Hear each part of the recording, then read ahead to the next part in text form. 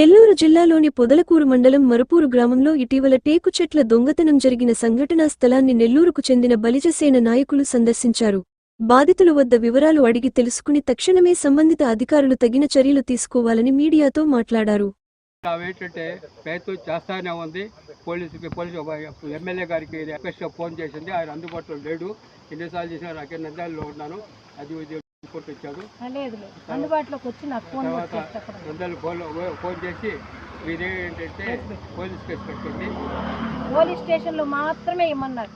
అంటే అటవీ శాఖ ఉప ముఖ్యమంత్రికి పంపించొద్దని ఏదో నాకు చెప్పారు. అప్పుడు నాకు ఆ విషయం తెలిసింది. ఎట్లా అవుతుంది ఇట్లానే ఉన్నారు. ఇంకా ఇప్పుడు కూడా తన ముట్టా చేసి కొట్టాది ఒకరు తోసుకుంటూ ఉంటే చూస్తూ ఉండడం కరెక్ట్ కాదు. ఇది సమస్యలు చాలా జరుగుతున్నాయి. సర్వే పని చేసుకుని 11 మండలాలు ఎక్కువగా జరుగుతూ ఉన్నాయి. దానికి సాక్ష్యాలు సందర్భాలు అదే ఉన్నాయి. దయచేసి మీడియా మిత్రులతో గుర్తించి లైక్, షేర్, సబ్స్క్రైబ్. మరిన్ని వీడియోల కోసం గంట సింబల్ ని క్లిక్ చేయండి. Thanks for watching this video.